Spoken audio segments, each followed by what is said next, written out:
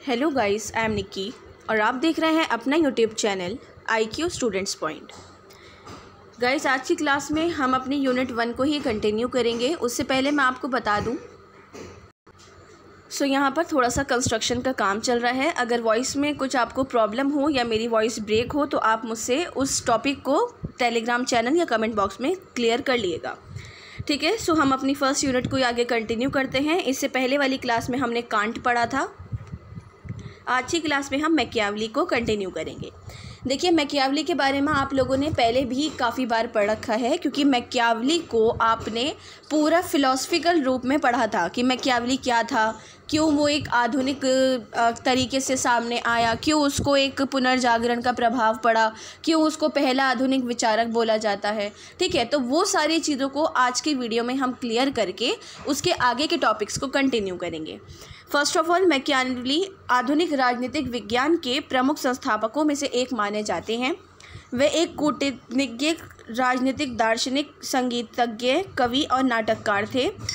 और सबसे बड़ी बात यह है कि वे फ्लोरिडा गणराज्य के नौकरशाह थे, ठीक है। 1498 में गिरोलामो सावोनारोला के निर्वासन और फांसी के बाद मैकियावली को फ्लोरिडा चांसलरी का सचिव चुना गया था, ठीक है। भाई, ये कुछ चीज़ें हैं इनकी मैकियावली की जो जाननी थी हमें, और बेसिकली हमने उनको जान लिया है, ठीक है। अब मैकियावली की बात आती है तो ये वाली चीज़ सामने रखी जाती है कि मध्य युग का एक ऐसा फिलोसफर जिसको पुनर्जागरण के रूप में या एक पहला आधुनिक विचारक के रूप में सबसे पहले सामने रखा जाता है, ठीक है। मध्य युग में इंसान का जीवन एक बिल्कुल स्टेटस के रूप में बंधा हुआ था कि लोगों को ये था कि हाँ, इस चीज़ से स्टेटस पता लगेगा, इस चीज़ से स्टेटस पता लगेगा, ये कपड़ों से पता लगेगा, उनके काम से पता लगेगा। तो ये जो मध्य युग का टाइम था ना, इसमें हर इंसान को एक स्टेटस के रूप में सामने रखा गया, देखा गया। इनफैक्ट वो लोग खुद अपने आप को ऐसे रखते थे और सबको देखते थे। मध्ययुगीन संस्थाओं और चिंतन के प्रभाव के साथ ना पश्चिमी संस्कृति में जो इंसान को इस सिचुएशन से, इस ऐसी परिस्थितियों से उभर कर सामने आना था, जो ये दिखाना था कि चाहे आप गरीब हो या अमीर हो, आपको एक स्टेटस होना चाहिए, आपका एक स्टेटस होना चाहिए ही चाहिए, ठीक है। उसके साथ साथ कृषिदास जो होते हैं उनके रूप में जो इंसान सामंती बंधनों और दायित्वों से बंधा होता था, उसने उन बंधनों को भी तोड़ दिया था। कि जैसे कि ये होता है ना कि कभी जैसे आप मेरे अंडर में काम करोगे, अब आपका तो भाई एक दिन बस चला, यार बहुत हो गया, निक्की मैम ने बहुत काम करा लिया, अब हम अपने लिए लड़ाई लड़ेंगे, तो आप आगे बढ़ गए। तो वो वाली चीज़ इस टाइम से स्टार्ट हो गई थी। सौदागर ने ये भी मतलब एक तरीके से रियलाइज़ किया था कि वो अपना व्यापार चलाने के लिए ना सामंती बंधनों से नहीं बंधेगा, बल्कि एक नए तरीके से ना सामने आएगा, एक रियलिटी में उसको ये दिखाएगा कि हाँ, आप वही वाली बात है ना कि मैंने आपसे रेगुलरली काम कराया, लेकिन दूसरी चीज़ ये कि आप अपना हक समझने लगे कि नहीं यार, हमारा भी राइट्स हैं, हमारे भी कुछ अधिकार हैं, उनको लेकर हम निक्की मैम के पागलपन की वजह से ना हम अब काम नहीं कर सकते हैं, हमारी अपनी भी कुछ लाइफ है, अपना भी कुछ जीने का अधिकार है। तो वो वाली चीज़ ना यहाँ पर सामने आने लगी थी। बेसिकली जो बंदी बन के रहते थे या फिर गुलामी करते थे या फिर एक तरीके से किसी के अंडर में काम करते थे, उन लोगों ने इस चीज़ के लिए कदम बढ़ाया था, ठीक है। उसके साथ साथ इस तरीके से हर लेवल में मनुष्य ने अपने आप को एक इंडिविजुअली रूप से अलग कर लिया कि हाँ, हम अलग अलग हो गए हैं, हम सेपरेट हो गए हैं। अब हमारे जो कुछ राइट्स हैं, हमारी जो चीज़ें हैं, वो हमें पता लगेंगी और वो हमें करनी होंगी, ठीक है। उसके साथ साथ अस्तित्व को पहचानने के लिए स्वतंत्र इच्छा से बहुत सारे इंसानों ने अपने साथ अनुबंध करके एक सामाजिक संबंध स्थापित किया था।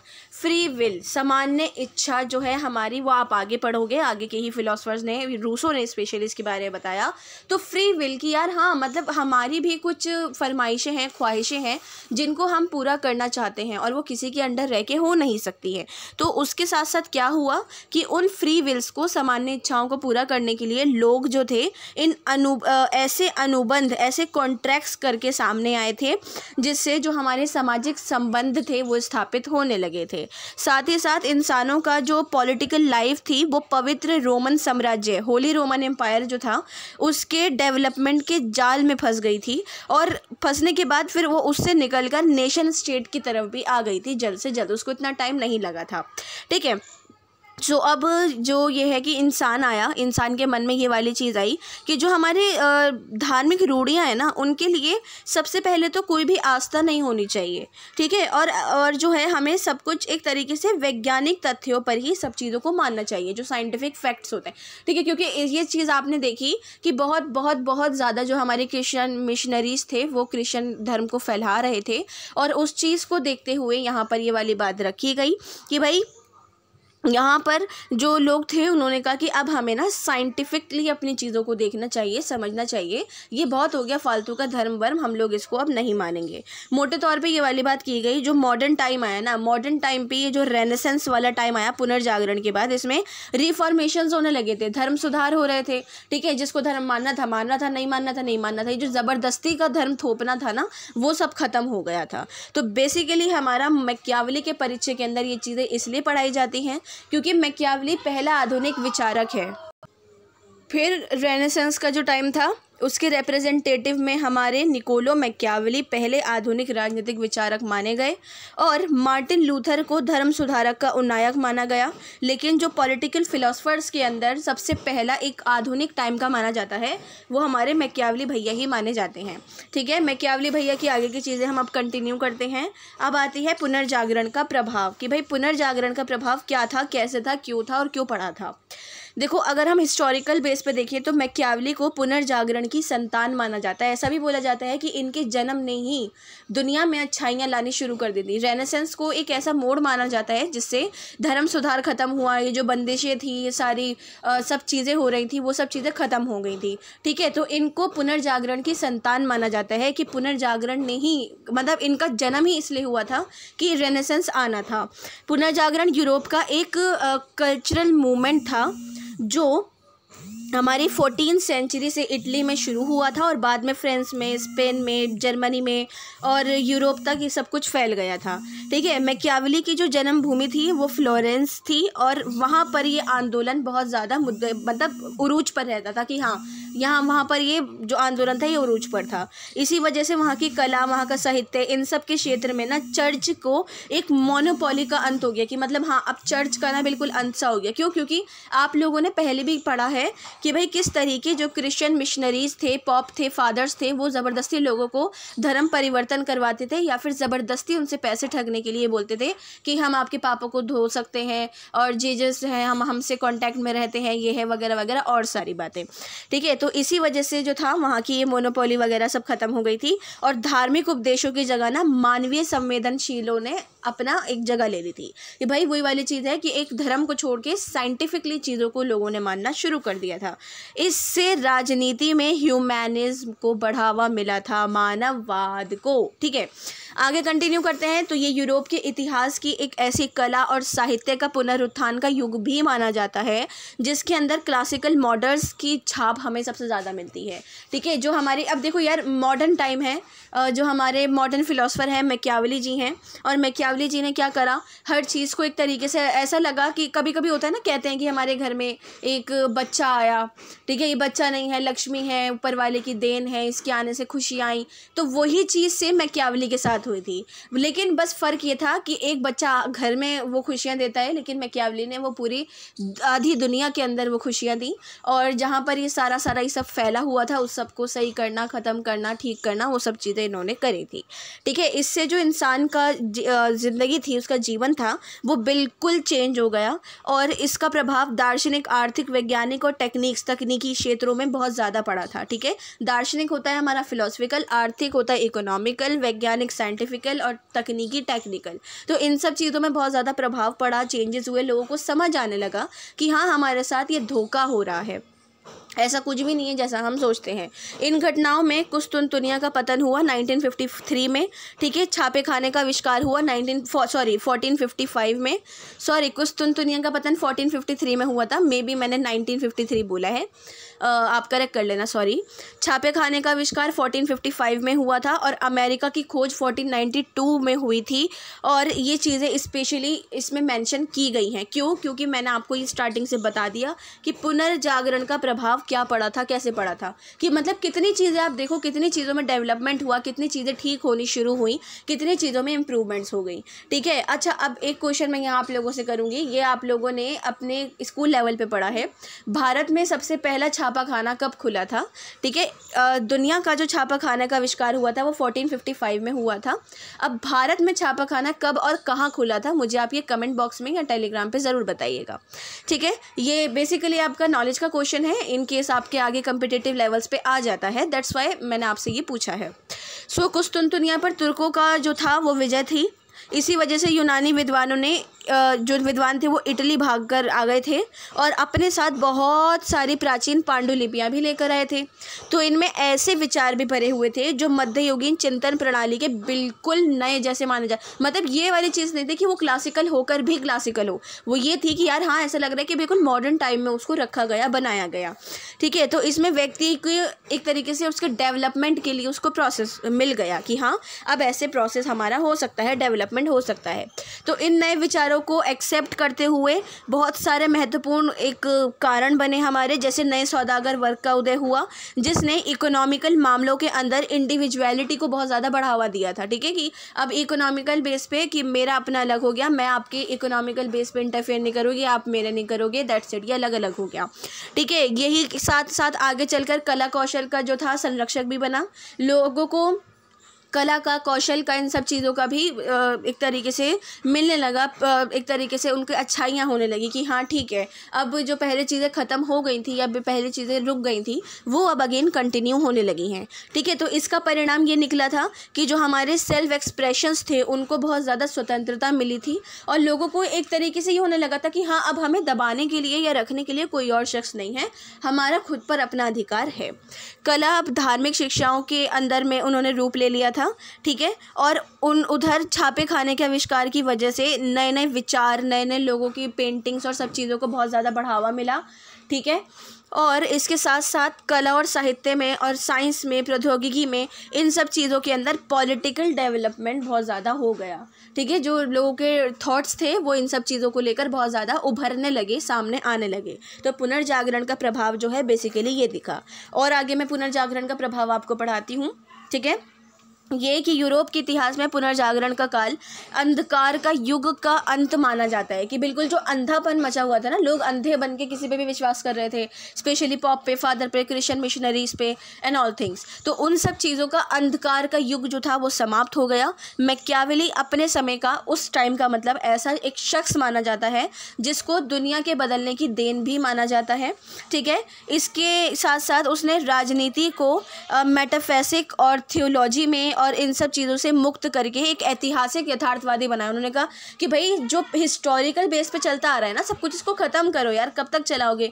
तो वो वाली चीज़ों को यहाँ पर सामने रखा गया, ठीक है। साथ में आगे आगे कोई भी देश इटली की तरह आंतरिक अव्यवस्था के और बाहरी असुरक्षा से घिरा हो, वहाँ के नागरिक खुद मतलब एक तरीके से लोभ के पीछे पागल हो, तो मैकियावेली के सुझाव ये था कि हमारा मार्गदर्शन करने के अत्यंत प्रभावशाली सिद्ध होगा। उन्होंने अपने जीवन में शाश्वत मूल्यों या राजनीति के उदात्त पक्ष की तलाश करना बेकार करा, ठीक है। बेकार माना मतलब करा का मतलब माना, ठीक है। अब एक चीज़ की मैं आपको यहाँ क्लियर कर दूँ, आप बोलोगे कि मैम आप इतना चीख क्यों रही हो, क्योंकि मुझे आसपास की जो वॉइस है उनको थोड़ा दबाना पड़ा है, दैट्स वाई मैं आपको चीख के पढ़ा रही हूँ, ठीक है। तो आप अपनी वॉइस थोड़ी हल्की कर लेना, कभी एयरफोन में से आवाज़ इतनी भयानक है कि खून निकलने लगे।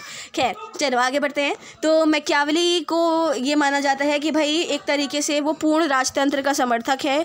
मैकियावेली हमारी ज़िंदगी का उस टाइम पे ऐसा लिखा गया कि ज़िंदगी का, लोगों के बदलने का, संसार में चीज़ों को बदलने का एक इम्पॉर्टेंट टॉपिक, एक इम्पॉर्टेंट शख्स, एक ऐसा शख्स जिसको आज पूरी दुनिया में बहुत ज़्यादा सम्मान दिया जाता है, बहुत ज़्यादा इम्पॉर्टेंट माना जाता है, वो है हमारे निकोलो मैकियावेली। तो पुनर्जागरण का जो प्रभाव था वो मैंने आपको बता दिया है। अब हम नेक्स्ट टॉपिक कंटिन्यू करते हैं, वो है हमारा पहला आधुनिक विचारक। मैकियावेली पहला आधुनिक विचारक माना जाता है। जैसे मैंने आपको बताया कि पुनर्जागरण की संतान मतलब मैकियावेली पहला आधुनिक विचारक है। जहाँ भी आपको एमए के बच्चों को मैं स्पेशली बताऊंगी, जैसे आप में से बहुत सारे बच्चे हैं जो आगे एमए कंटिन्यू करना चाहते हैं ड्यू से, तो उन बच्चों को ये दिमाग में रखने की बात ज़रूरी है कि जो आपके एमसीक्यूज़ आते हैं, ठीक है, बेसिकली एमसीक्यू का ही आपका एंट्रेंस होता है, तो उसके अंदर ये चीज़ें पूछ ली जाती हैं छोटी छोटी। तो आप इनको ना दिमाग में रखा करो कि पुनर्जागरण की संतान कौन था, पहला आधुनिक विचारक कौन था। तो ये ना आपको नेम मेंशन कर दिए जाते हैं। अब आप बच्चा सोचता है यार ये तो मैंने पढ़ा ही नहीं कभी ज़िंदगी में, लेकिन आप वो चीज़ें बीए में पढ़ चुके होते हो, बट आप कंफ्यूज हो जाते हो। ठीक है, पहला आधुनिक विचारक मैकियावेली जो है ये मानते हैं कि अतीत के इतिहास को परखने से हमें वर्तमान और भविष्य की समस्याओं की कुंजी मिलती है। भैया उन्होंने बोला कि अतीत को परखो ताकि हमें वर्तमान की और भविष्य के बारे में जानने को मिले। मैकियावेली ने अपनी ज़िंदगी में जो भी काम करे कभी भी अपने दिमाग से लगाकर इतना ज़्यादा नहीं करा जितना उन्होंने हिस्टोरिकल बैकग्राउंड को उठाकर फिर करा। ठीक है, उन्होंने पुरानी चीज़ें, अब आपने पुनर्जागरण में तो पढ़ा ही है कि पुनर्जागरण का प्रभाव कैसा पड़ा था, तो उसके अंदर पढ़ा कि उन्होंने पुरानी चीज़ों को सामने रखकर फिर उसको नया करा। तो ये पुरानी चीज़ों को सामने रखकर ही चीज़ों को नया बनाने की कोशिश करते थे। ठीक है, राजनीतिक चिंतन के इतिहास में मैकियावेली की एक सबसे फेमस बुक है प्रिंस, उसको राजनीतिक सिद्धांत के सबसे पहला आधुनिक कृति मानी जाती है। ठीक है, पॉलिटिकल थ्योरी के अंदर जो सबसे मॉडर्न बुक, सबसे पहली मॉडर्न बुक है वो हमारी द प्रिंस है। ठीक है, मैकियावेली की एक और बुक है द डिस्कोर्स करके है, आगे का नेम मुझे अभी याद नहीं आ रहा माइंड में, तो वो वाली बुक है, आप उसको भी देख लेना। अगर नहीं मिले आपको तो मुझसे कमेंट में पूछ लेना, मैं बता दूंगी आपको। ठीक है, तो उस वाली चीज़ को आधुनिक कृति मानी जाती है और यही वजह है कि मैकियावेली को पहला आधुनिक विचारक माना जाता है। इसके अंदर ये वाली कोई भी शक की बात नहीं है कि मैकियावेली की, हाँ वो वाली थी डिस्कोर्स ऑन लिवी पर उन्होंने बातचीत करी थी, और प्रिंस, इन दोनों प्रमुख कृतियों ने पॉलिटिकल थ्योरी के अंदर अपने आप के मतलब थ्योरी के अंदर अपने आप में और थ्योरी को काफ़ी चेंज बना दिया, काफ़ी चेंज कर दिया कि भाई अब तो बिल्कुल मतलब लोगों के अंदर भी चेंज आ गया, लोगों की सोच में चेंज आ गया, लोगों को काफ़ी सारी चीज़ों में चेंज आ गया, वो वाली चीज़ें हैं। दूसरे शब्दों में ये बोला जा सकता है कि मैकियावेली ने मध्ययुगीन चिंतन पर पटाक्षेप करके राजनीतिक विचारों के इतिहास को आधुनिक की दोहरी पर लाकर खड़ा कर दिया। भाई ये थी शुद्ध हिंदी। अब हम नॉर्मल अपनी लैंग्वेज में बात करें तो मैकियावेली को ऐसा एक शख्स माना जाता है जिसने मध्ययुगीन चिंतन के अंदर अपनी इन दो पुस्तकों के ज़रिए और अपने ज़रिए सब चीज़ों को नॉर्मल कर दिया और एक तरीके से आधुनिक युग के अंदर लाकर खड़ा कर दिया। ठीक है, इसमें ये वाली बात बिल्कुल भी सोचने वाली बात नहीं रहेगी कि मैकियावेली जो है पॉलिटिकल साइंस के अध्ययन के लिए ऐतिहासिक विधि अपनाकर नए युग के अंदर सामने आए थे। उन्होंने हिस्टोरिकल जो पॉलिसीज़ हैं उन सबको देखा, उन सबको जाना, उन सबको पहचाना, उसके बाद जाकर उन्होंने अपनी कोई थ्योरी लिखनी शुरू करी। ठीक है, अपन अरस्तू का जो सबसे प्रसिद्ध ग्रंथ है पॉलिटिक्स, इसके बारे में तो आपने पढ़ा है, तो उसके अंदर निष्कर्ष निकालते हुए ये वाली बात बोली कि 158 संविधानों के बारे में तो भैया इन्होंने लिख रखा है, लेकिन मैकियावेली का जो पुनर्जागरण है ना उसके अंदर प्राचीन यूनानी संस्कृतियों की और अरस्तु की देन को पुनर्जीवित किया गया है। मतलब एरिस्टोटल ने जो पॉलिटिक्स के अंदर अपने अंदर बताया है सब कुछ, वो चीज़ को ही मैकियावेली ने पुनर्जागरण के अंदर क्लियर करा, मेंशन करा और बिल्कुल अच्छे से समझाया, बताया कि भाई ये सारी चीज़ें हैं और ये हो सकती हैं। ठीक है, इसी के साथ साथ एक दृष्टि से मैकियावेली की विधि अरस्तु की विधि से भिन्न थी। मतलब भाई ये वाला एक क्वेश्चन आ जाता है, ये कभी कभी क्वेश्चन आ भी जाता है कि मैकियावेली की विधि अरस्तु की विधि से भिन्न थी, स्पष्ट कीजिए। ठीक है, कि मतलब किस तरीके से मैकियावेली का पॉइंट ऑफ व्यू अरिस्टोटल के पॉइंट ऑफ व्यू से चेंज था, जबकि उन्होंने तो अपनी बुक्स के अंदर अरिस्टोटल के बारे में और उनकी पॉलिटिक्स के बारे में बताया है। तो भाई वो इसलिए आ जाता है क्योंकि एरिस्टोटल जो थे ना वो बेसिकली पॉलिटिकल थिंकर थे, लेकिन मैकियावेली ने अपने आप को कभी भी पॉलिटिकल थिंकर बताने की कोशिश नहीं करी। उन्होंने कहा मैं पॉलिटिक्स से काफ़ी दूर रहता हूँ, मुझे पॉलिटिक्स में बिल्कुल इंटरेस्ट नहीं है, बट उन्होंने अपनी ज़िंदगी में मैक्सिमम चीज़ें सब पॉलिटिक्स से रिलेटेड ही करी हैं। इनफैक्ट सारी चीज़ें पॉलिटिक्स से रिलेटेड थी, क्या अलग होगा यार पॉलिटिक्स से। तो मैकियावेली को आधुनिक राजनीतिक सिद्धांत का भी जनक माना जाता है। ठीक है, और दूसरा कि राष्ट्र राज्य का विचारक भी माना जाता है। मतलब आप यहाँ पर पॉइंट को नोट करते हुए चलो कि मैकियावेली को क्या क्या माना जाता है, ठीक है, कि आगे बहुत बहुत काम आएगा। चाहे आप कॉम्पिटिटिव लेवल पे जाओ, चाहे आप टीचर बनो, डॉक्टर तो नहीं यार, खैर लॉयर बनो या कोई भी बनो, तो आपको ये काम आएगा ही आएगा। एक्चुअली में वो टीचर डॉक्टर कॉम्बिनेशन साथ बैठता है ना बच्चों को देने के लिए, टीचर बनो, डॉक्टर बनो, ये बनो, तो इसलिए डॉक्टर बोल दिया, डोंट माइंड। ठीक है, आगे कंटिन्यू करते हैं। इटली को एकीकरण की प्रेरणा देने के लिए ना उसने एक नई पहचान दी थी। उन्होंने कहा कि भाई इटली जो है वो एक है, उसको आप कहीं नहीं मिला सकते, उसकी अपनी एक पहचान है, उसके लोगों की अपनी पहचान है, ज़बरदस्ती धर्म परिवर्तन मत करवाओ। तो उस चीज़ को लेकर उन्होंने एकीकरण पर जोर डाला कि हाँ जी इटली जो है अब भैया एक हो चुका है, ये अब इसको इतना अपने अंदर मत मिलाओ, अलग रहने दो इस बेचारे को भी, ठीक है। उसके साथ साथ इटली की हालत यूरोप के बहुत सारे देशों से अलग थी। लगभग 300 साल तक इतालवी प्रायद्वीपीय छोटे छोटे स्वतंत्र राज्यों में बटा था, जिसकी पारस्परिक प्रतिद्वंदिता जो थी ना वो बिल्कुल चरम सीमा पर थी, ठीक है। तो इटली के 5 मुख्य राज्य थे, जैसे मैं आपको बताती हूँ, नेपल्स का राजतंत्र, रोमन कैथोलिक चर्च क्षेत्र, मिलान का ड्यूक राज्य और फ्लोरेंस और वेनिस के गणराज्य, ठीक है। इन 5 को अगर इंग्लिश मीडियम के स्टूडेंट्स चाहते हैं, सॉरी मैं लिखना भूल गई, तो मैं आप लोगों को कमेंट में उसको इंग्लिश में ट्रांसलेट करके सेंड कर दूंगी, आप मुझे बता दिएगा, ठीक है। सो आगे कंटिन्यू करें तो ये वाली बात आती है कि हर राज्य अपने अपने अंदर एक अलग ही परेशानी को लेकर चल रहा था। तो भाई उनके अंदर जो अपनी अपनी परेशानियां थी वो 5 हिस्सों की अलग अलग थी और मैक्सिमम टेरिटोरियल ज्यूरिडिक्शन पर बेस थी, ठीक है। तो सारे देश ने सिर्फ अंदर ही अंदर की जो अपने कंपटीशन थे या सारी चीज़ों थी वो फ्रांस, जर्मनी और स्पेन, इन सभी के पर्सपेक्टिव से, इन सभी की दृष्टि से अपने सामने रखे कि हाँ, क्योंकि उस टाइम की सबसे पावरफुल कंट्रीज़ थी ना, इस वजह से, ठीक है। सो आपका इस चीज़ को, टॉपिक को ख़त्म करते हैं पहले आधुनिक विचारक को। तो पहले आधुनिक विचारक ने क्या करा कि एक सच्चे देशभक्त की तरह मैकियावेली ने अनुभव किया कि अपने देश को अव्यवस्थित और असुरक्षित की दुग्ध स्थिति से मुक्त दिलाने का एक रास्ता खोजना है और छोटे छोटे स्वतंत्र राज्यों की रियलिटी को ख़त्म करने के लिए अब उसको एक पूरे देश की तरह स्थापित करना है कि जो लोग अपने अपना अलग अलग बटे बटे बैठे हुए हैं ना, इनको बांटो नहीं, इनको सबको एक करके रखो, ठीक है। नेक्स्ट टॉपिक है आपका शासन प्रणाली की तलाश। चलो जी, अब आप खुश हो गए कि मैकियावेली का एक और फोटो तो लगाया एटलीस्ट मैम ने, नहीं तो एक ही मैकियावेली दिखाई जा रही है हमें। तो भाई मैकियावेली क्या बोलते हैं? मैकियावेली कहते हैं कि अपनी विस्तृत अनुभव वो उन्होंने ये रखा और उसमें विश्वास करा कि नेशन स्टेट को बनाओ, राष्ट्र राज्य को बनाओ, लोगों को डेमोक्रेसी दो, लोगों को स्वतंत्रता दो, लोगों को बताओ कि उनके क्या राइट्स हैं, ठीक है। तो शासन प्रणाली की तलाश उन्होंने ऐसी करी थी। उन्होंने कहा कि मैं ये चाहता हूँ कि लोग जो हैं अपने अंदर अलग अलग चीज़ों को जानें, अपने अंदर के जो उनकी कैपेबिलिटीज़ हैं वो किस तरीके से औरों की मदद कर सकते हैं, क्या कर सकते हैं, क्योंकि आपने जो राजतंत्र बना रखा है, शासन बना रखा है, उस चीज़ को तो हम यहाँ नहीं रख सकते हैं ना, उस चीज़ को तो हमें थोड़ा सा अलग करना पड़ेगा ताकि लोगों को एक तरीके से ये हो कि हाँ भाई हमारी भी कोई वैल्यू है, कोई हमारी भी चीज़ें हैं। तो ये चीज़ इन्होंने अपनी शासन प्रणाली की तलाश के अंदर रखी। उन्होंने कहा कि मैं चाहता हूँ कि सब चीज़ें एक तरीके से ऐसी हो जाएं कि लोगों को शासन के अंदर कोई प्रॉब्लम ना हो, क्योंकि शासन जो था अंधा था, गुनहगारों को गुनाह नहीं देना, सज़ा नहीं देना और बेगुनाहों को सज़ा दे देना या फिर कोई और बात या फिर ऑल थिंग, ठीक है। तो उन सब चीज़ों को सामने रखते हुए मैकियावेली जो हमारे आधुनिक विचारक हैं उन्होंने इस चीज़ को शासन प्रणाली की तलाश में सामने रखा कि वो एक ऐसी शासन प्रणाली ढूंढ रहे थे, ठीक है। यूनिट 1 का जो है आपका मैकियावेली आज कंप्लीट हो गया। आई होप मैकियावेली में तो आपको काफ़ी मज़ा आया हो, मैंने काफ़ी आपको इंटरेस्टिंग करके पढ़ाया है। नेक्स्ट क्लास में हम जॉन रॉल्स पढ़ेंगे और आपकी फर्स्ट यूनिट को ख़त्म कर लेंगे। सो आज की क्लास में कोई भी डाउट रहा हो, मेरी वॉइस क्लियर नहीं हो, कोई चीज़ समझ नहीं आई हो, किसी चीज़ को ट्रांसलेट करवाना हो, तो आप मुझसे कमेंट बॉक्स या टेलीग्राम चैनल पर पूछ सकते हैं। So thanks for the watching and best of luck all.